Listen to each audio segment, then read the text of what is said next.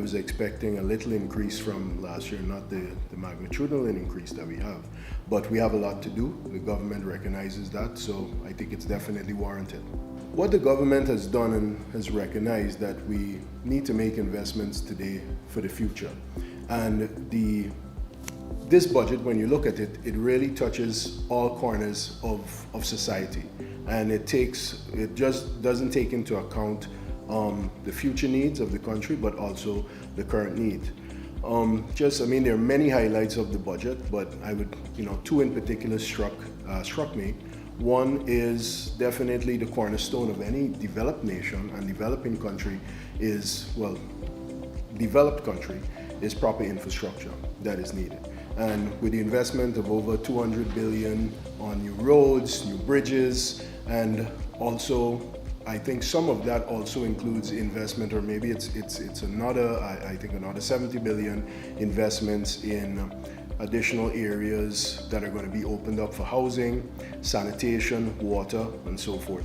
These are things that are seminal investments that are needed for any developing nation that wants to be welcoming for future investments, and also to increase the standard of living and the comfort of the people.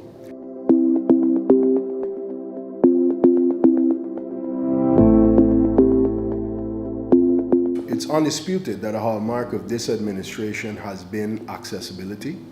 The president, as we talk right now, potentially he's on outreach someplace. Every day there's outreach by whether it's His Excellency or the other ministers of government. So I would encourage Guyanese, go to these forums, go to these outreaches, meet with the leadership, and not just at the NDC or the RDC level. You have the ability to reach out to the leadership who sits in the cabinet to make decisions relating to the future of our country and resolving issues that are taking place right now that we need answers to. And go and tell them your concerns and let them know what you like, what you dislike. But I think, and these outreaches are very transparent, they're often live streamed. And I think people have today more than ever the ability to participate in shaping the future of the country, in particular how we spend our money.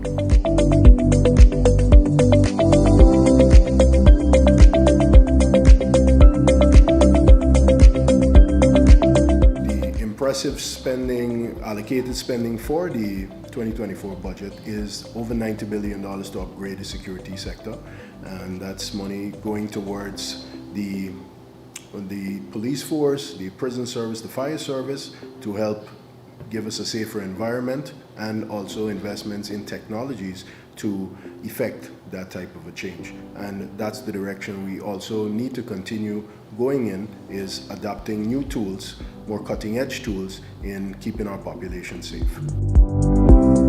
Healthcare,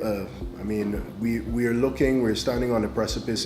The construction, I believe, has already started on one of the marquee projects in the region as far as healthcare goes, which is that maternity hospital that is currently being constructed. And in addition to that, I believe the budget allocates over $30 billion towards projects such as that, and upgrading of other hospitals and building of new hospitals in areas outside of Region 4. In more rural areas. So those so the healthcare services that Guyanese could expect in 2024, you don't necessarily need to come to Georgetown if you have a particular serious problem. You will be able to access those services once these facilities are constructed in rural areas in Essequibo and Berbice. And that is very welcome for many persons who live in these areas and also who travel to these areas. The poverty reduction measures, I see it as this is a serious concern for government, and they're showing it, demonstrating it, as they've done, because there were measures in 2023, and some of those measures have continued and have been amplified in 2024 budget.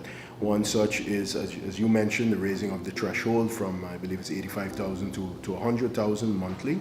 They have maintained certain policies from last year, such as the 0% excise tax on fuel, and also to ensure that the cost of goods, despite what's going on around the world with shipping crises and and international and wars internationally that has the impact of increasing the price of imports, they have maintained that the cost of freight for the purpose of calculating taxes remains at pre-pandemic levels. One of the new introductions that I really like is the introduction of the removal of the student loans for tertiary education once certain criteria are met. That is very important for where the country is looking to go, because we want to develop a very sharp population that we don't have to bring in expats to perform certain tasks and to enter certain career fields. We will develop the people here to do that, and by giving and the world over, student loans is a debt that is a burden that many people carry for many years after they graduate. So the fact that the government is not just spending to increase the quality of the education that we get, but also making that education much more affordable, especially once you demonstrate that you're doing something with that education, I think that's very admirable, and it will incentivize many more people to go to university and get that degree and get higher education and contribute to society at a higher level.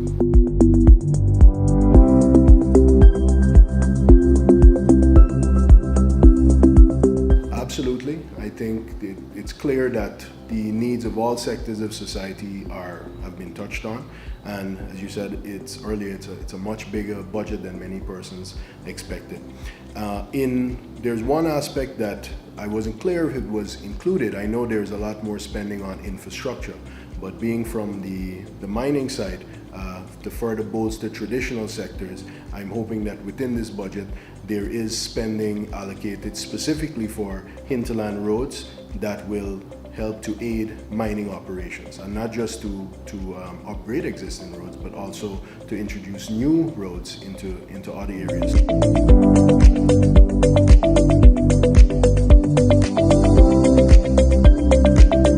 Those really go hand in hand. To just looking at as I touched on earlier, the spending projected, the planned spending, the allocations towards infrastructure, the allocations towards agriculture sector, those spending just in the construction sector that has already been booming and will continue to boom, there will be massive increase and massive needs for more persons to be special and semi-skilled and skilled laborers, labor force to enter this sector, and it will also create for a more competitive job environment with better salaries and for everyone.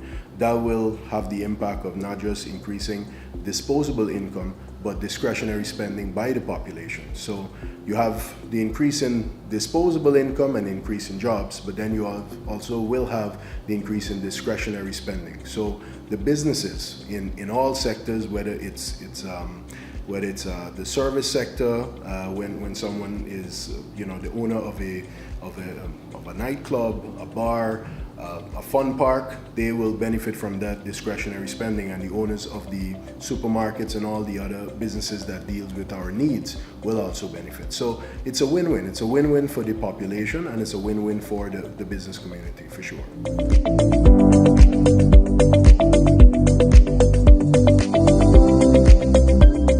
In addition to the poverty reduction measures that we discussed earlier, that's included in the budget, some new and some continuation of initiatives that were in place last year.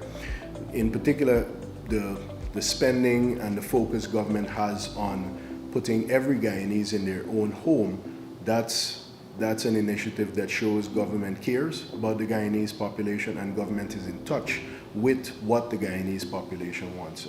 All of us, young and old, would like a roof over our head, and to know that that roof is ours, that you own it, and we're definitely on a fast track to have many Guyanese achieve that in this year and the coming years.